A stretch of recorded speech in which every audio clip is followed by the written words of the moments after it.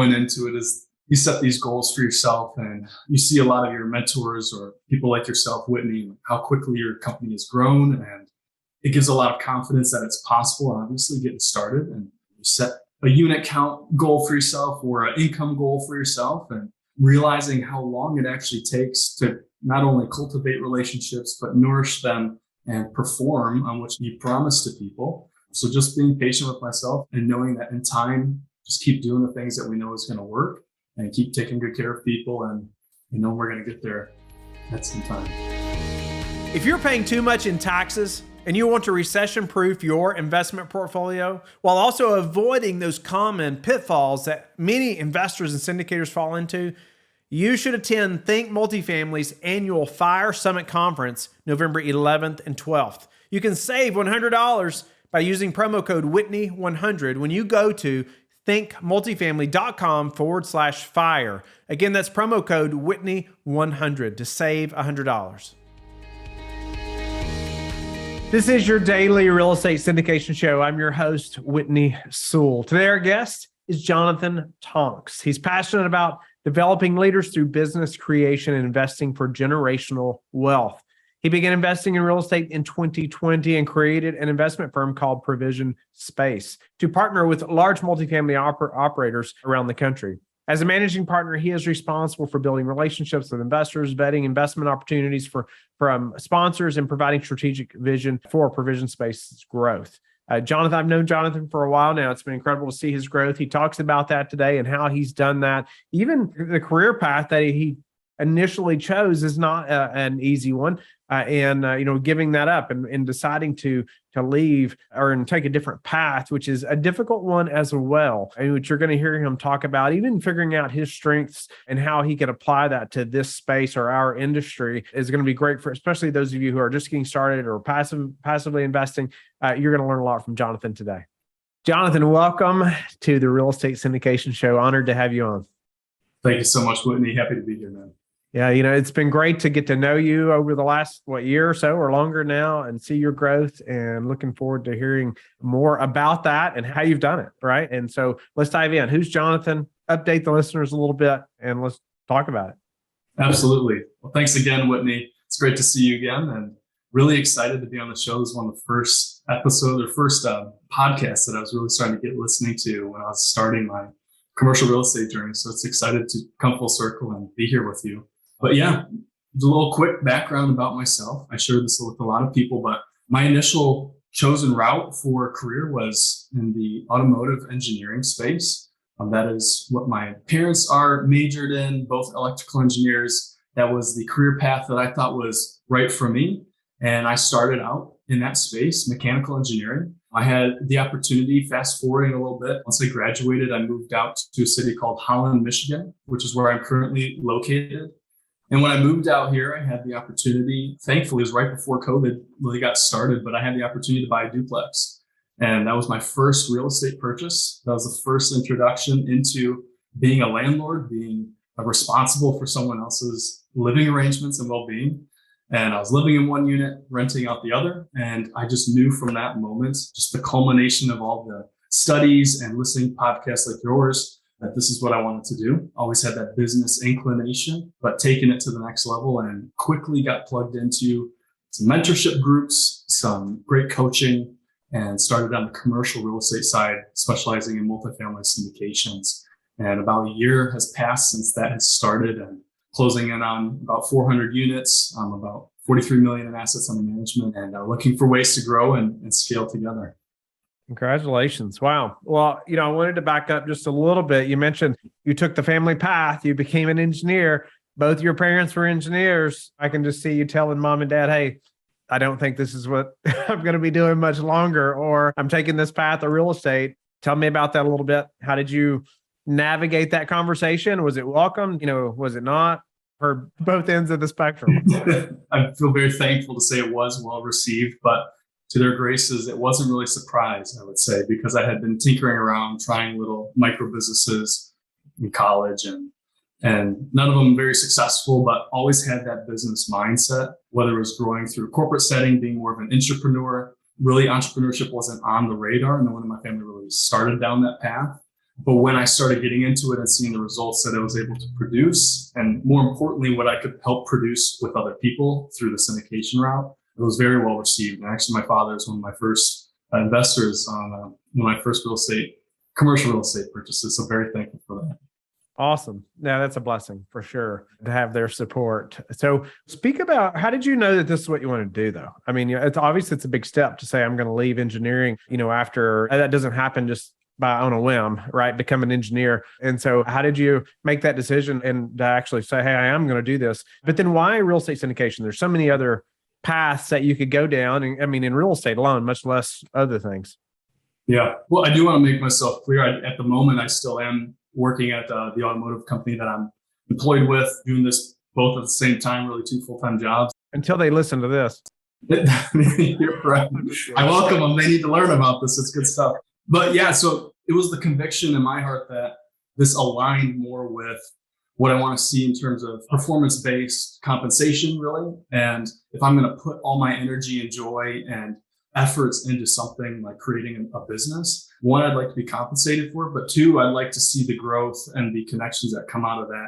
And it really happened when I started hitting it hard, reading the books, fully invested in that mentorship program and being involved in conferences around the country and seeing the energy and the camaraderie and just the relationships that were coming out of organizations like that, that just resonated with what I'm looking for, what I believe from an operator or from a business perspective.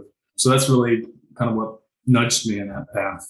What about, how did you determine, your skill sets or strengths, and how they would be applied in this business? I know you are busy working with investors, but, a lot of engineers go down the underwriting path, it seems, right? Yeah.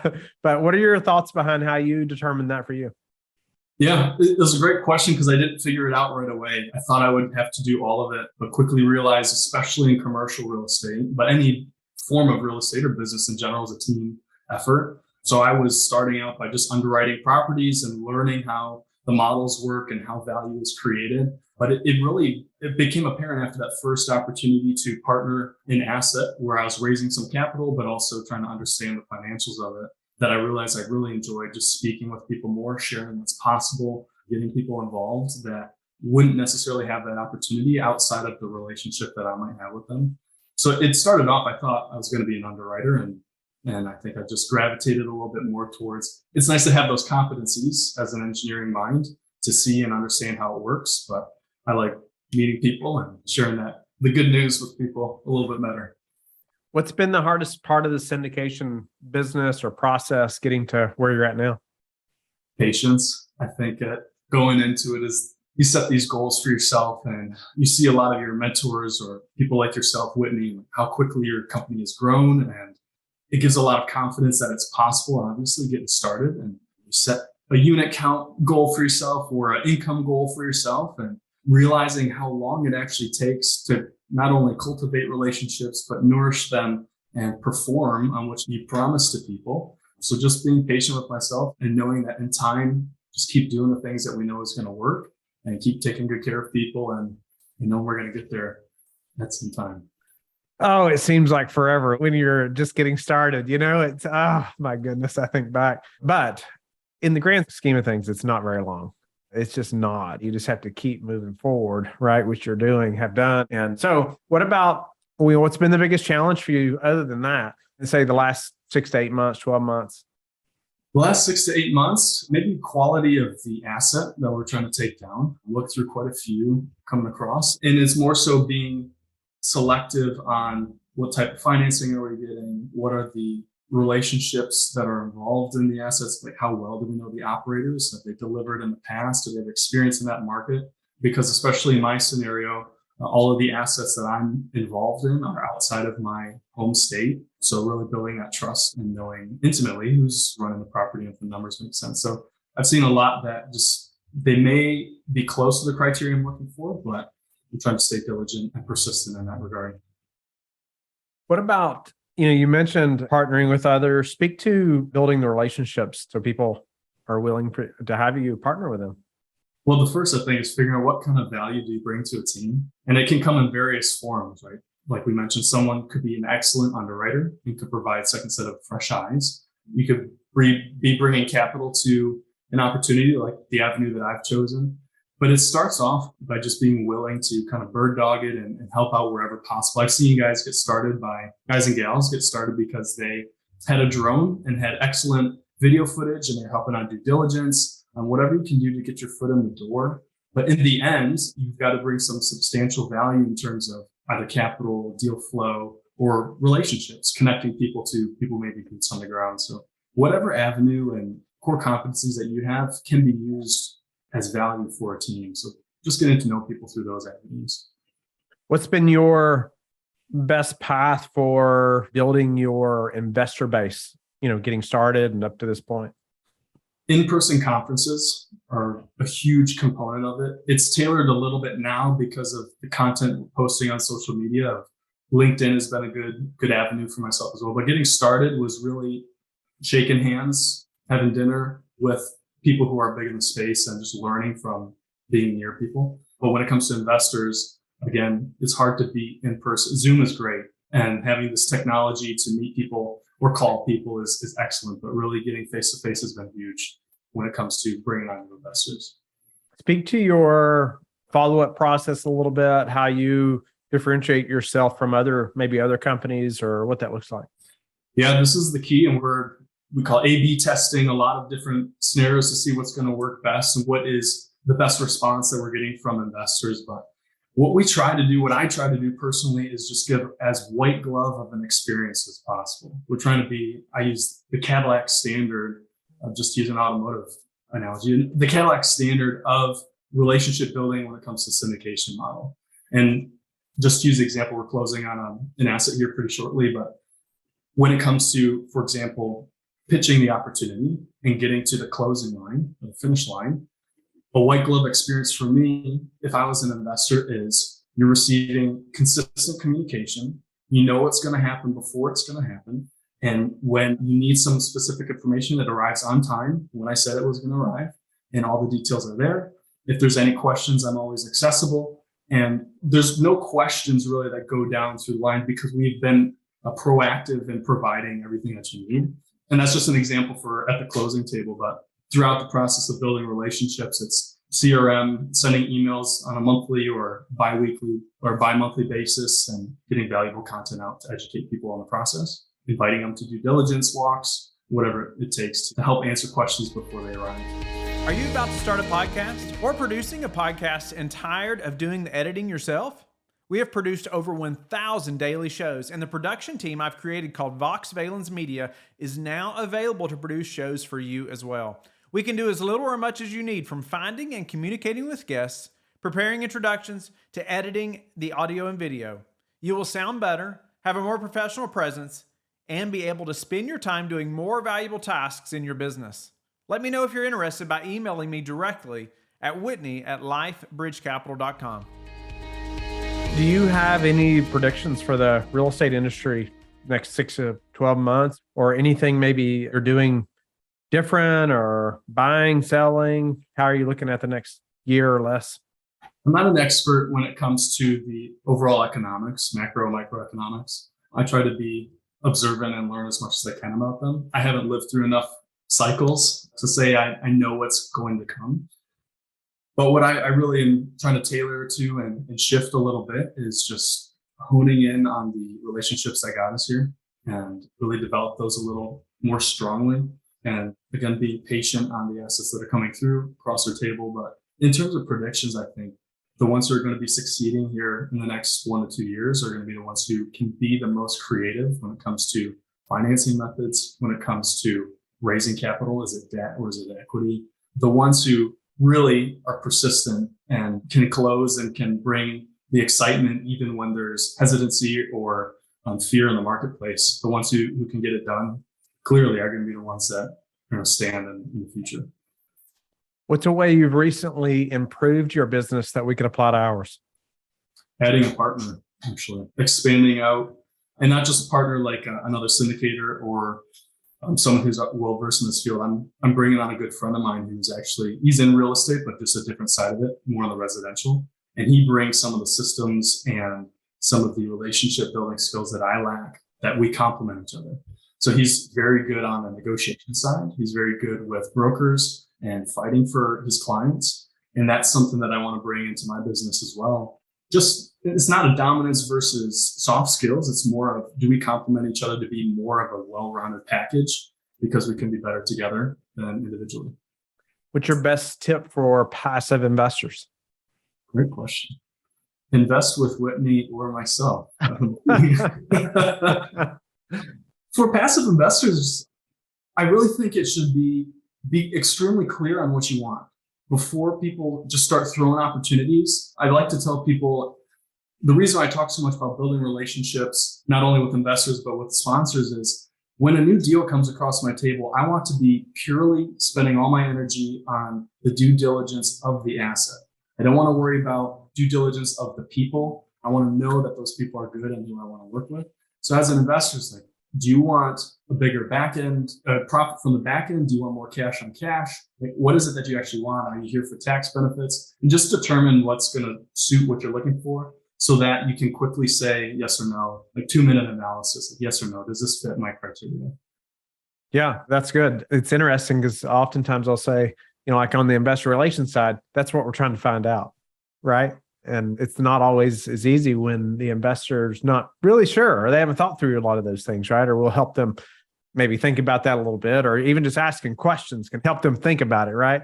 What am I really looking for? Is it the tax benefits, or do I need more income right now? Or is it maybe I can take less income now and for more later? But yeah, everyone's situation is completely different, no doubt about it. Speak to maybe the process of nurturing an investor that you've worked on so they're comfortable investing.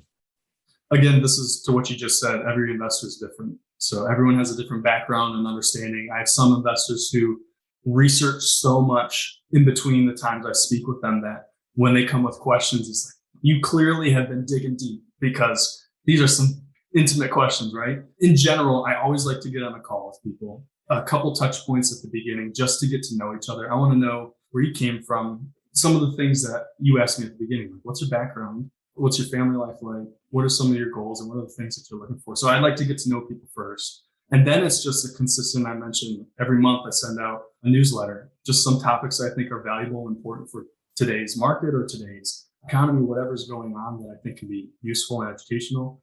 Anytime I'm doing due diligence on a property, sending those pictures over, sending the team photos so people can get involved and see what they're interested. And it's just, again, it's the education piece. Most of the investors who are ready to go quicker than others are the ones who have seen a lot of pitch decks or seen a lot of investment opportunities. So there's a little less questions on return structure or how we're structuring the capital stack. But for every, I'd say 2 to 3 weeks, I try to get content out to people in whatever form that may be. It could be phone call, text, sending pictures, emailing, just to try to keep them excited and involved.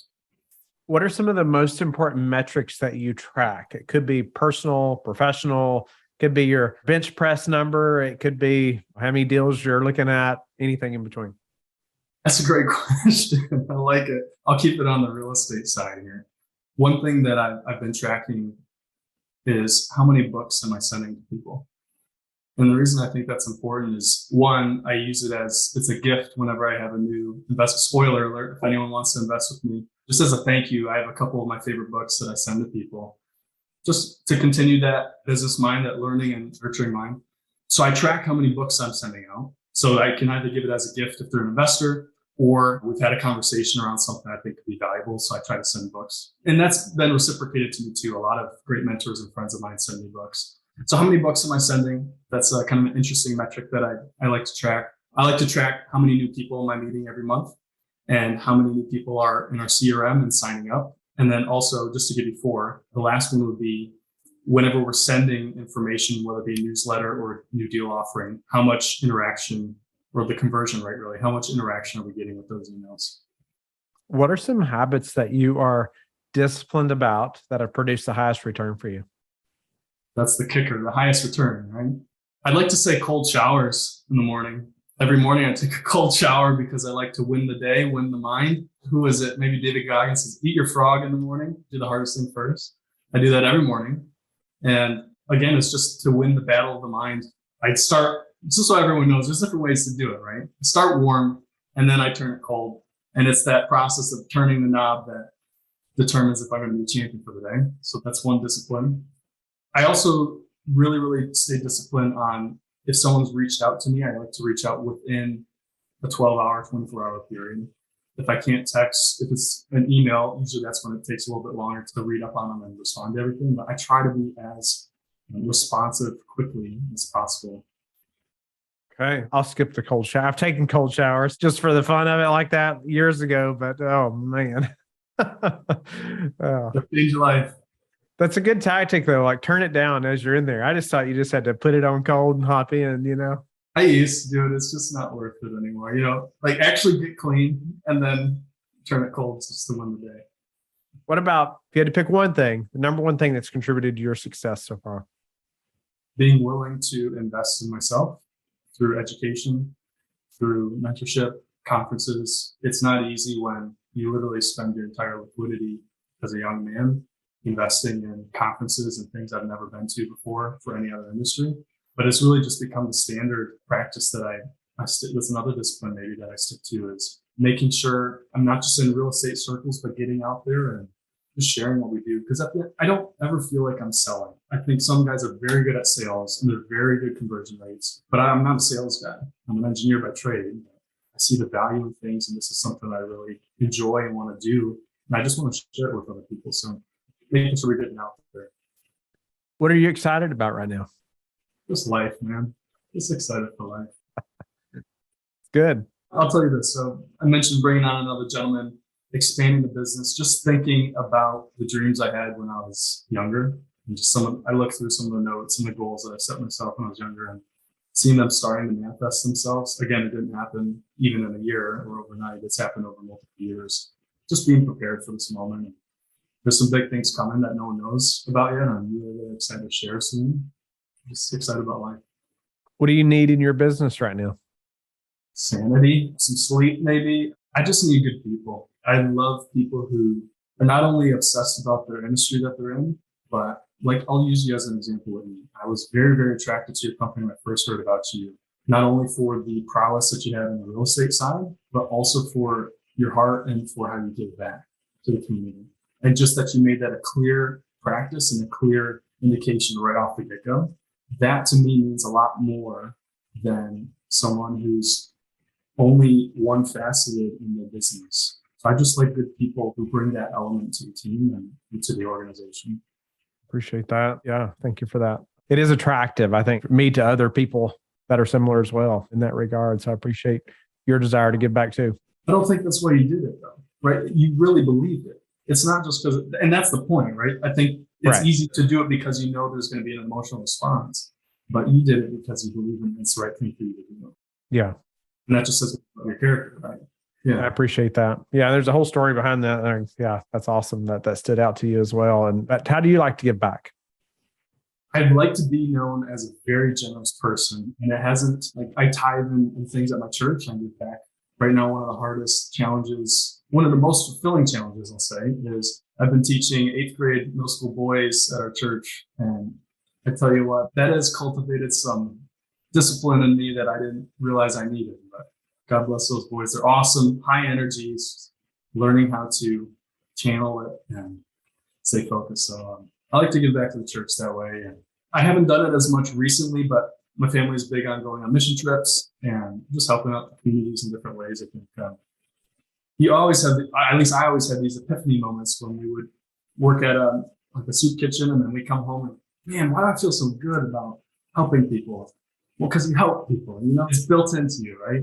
Yeah, just doing things like that.